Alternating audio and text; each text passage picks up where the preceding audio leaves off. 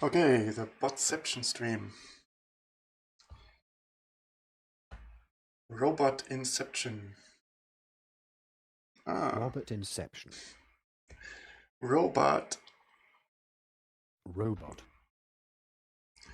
Finally. Yeah, where we at? We have this bot where we can make it say things, and we wanted to make its own code to continue the sequence. I've been pursuing this idea for years, definitely. And there's an older program. It's called the Solver. See, it had 16 versions. And IOI means also this kind of thing, an input line, an output line, input line, output, input.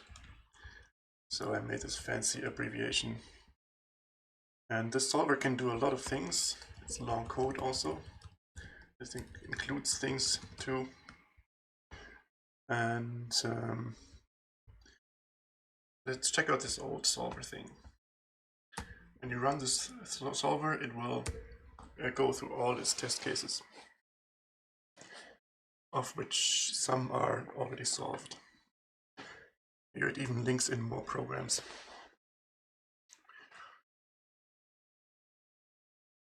So let it run for a second. Here, lots of examples solved, and above there are examples which are not solved yet. Hello, welcome. So it does a lot of things. It just looks at the text and tries to simplify it, find patterns like these boxes. It can like build boxes out of your input with any characters here if you give it some examples. And this is a very interesting program, but it's hard to still work on it, I think. Because when these programs get complex, it becomes complicated. And this actually tries basically everything recursively. This is the find any pattern program. So I tried a new example where I said, yeah, first switch, then dead, that's okay. Who cares? Life is for living. It was supposed to put the input into uppercase and then put please say in front. And I thought suddenly, I can't speak. I thought certainly this will be solvable. But this combining these two functions, sadly it didn't do it.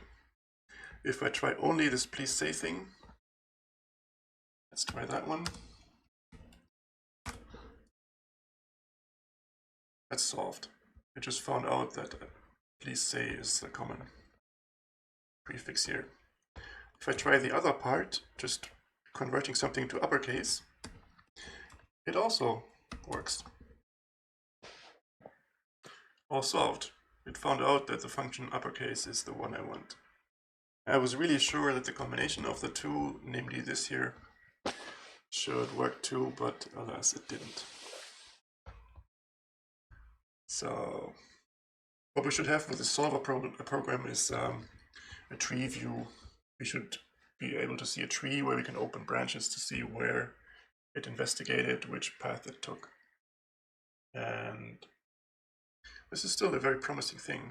It actually takes two of the examples for the learner modules, and the third example as a test to see if the learners did the right thing. So they can come up with any random solutions, crazy stuff. But if this third line matches, it says, okay, this is probably a good solution. And you can put more examples here too. Yeah, you will all understand in time, no problem. Okay, back to today's program, this one here. Here we make it easier for the computer. The pattern here is quite obvious, I guess. Take 1, take 2, take 3, and so on. And we just give it 4 function names to work with. So the task gets easier for the machine. It should look at the first line of input, which is this one here. That makes some sense. it should add 1 to things.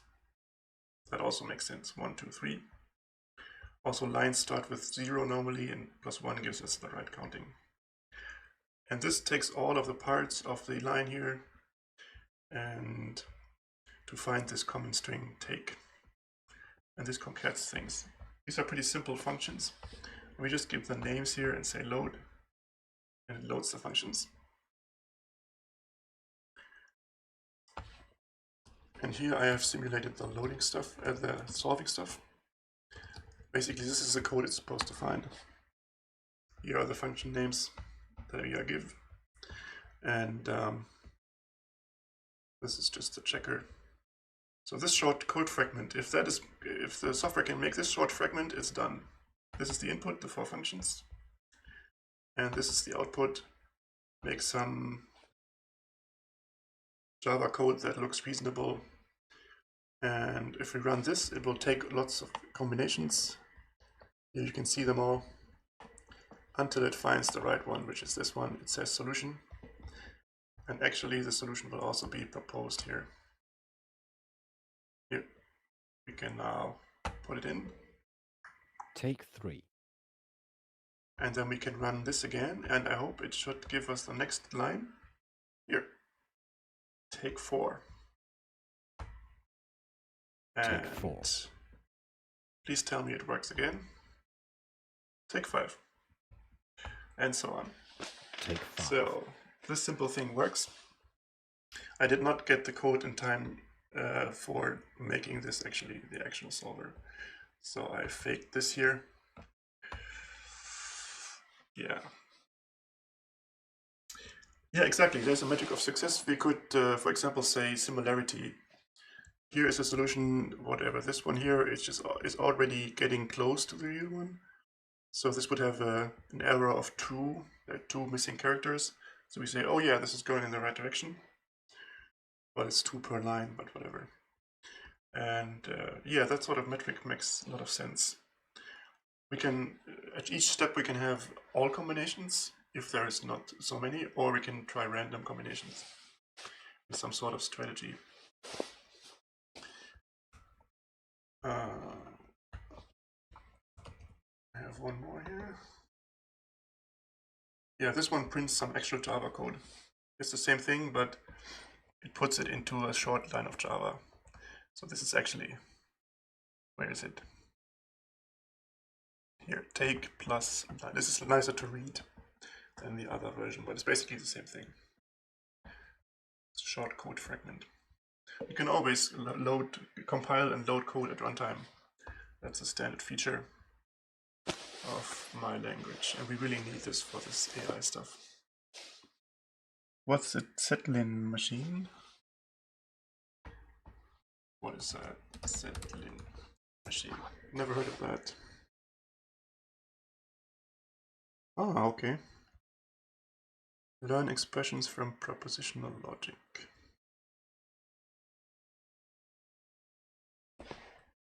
Wikipedia is not loading.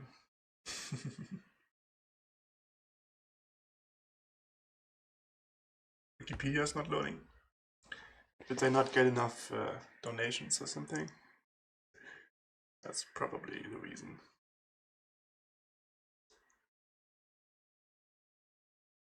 The subtraction, what meaning do you mean subtraction? It combines the functions we give and checks the similarity to the output. And we need a safe language for this. This is Java based, but I have this safety checker that sees if something is safe to execute. So it's basically like a sandbox. We can run random code, the AI can play with code all the day, and it will not break anything. That's obviously very important, because at some point we're going to get code that we didn't expect. The AI is going to produce some code, God knows what, and it should better be safe to run, so we can leave it alone at night, have it play with its code. And in the morning we have some new solutions to whatever problem.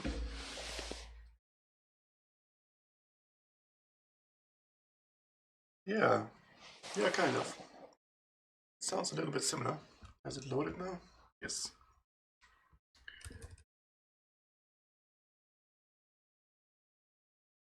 Okay.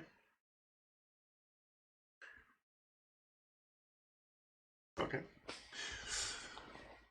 Yeah, it's a combination of methods.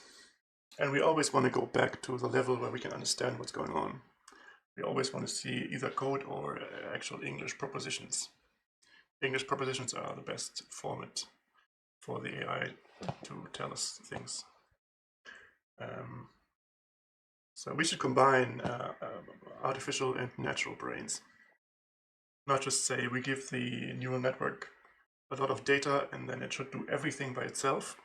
I say we do a combination of helping the AI and having it do things on its own. So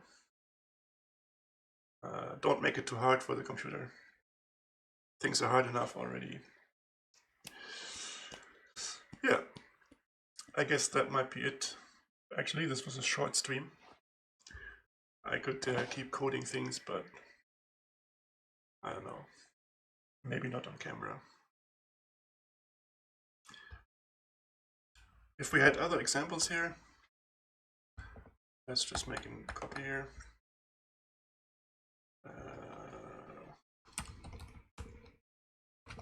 Say A, say B.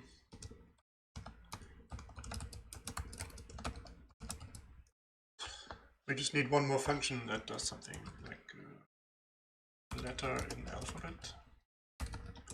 Something like that. Something that probably exists, so we make it.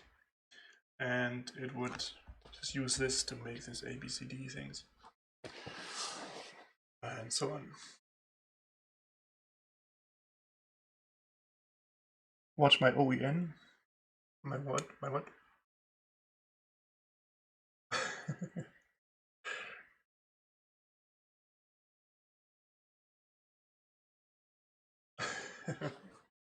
Yeah, you can have an intelligent assistant as a friend. The software is all open source. You can just run it as a download link. And you can talk to your assistant. We make custom code for people. I make a lot of custom code for whatever people want. Discord bots or anything else. I think that's it for right now.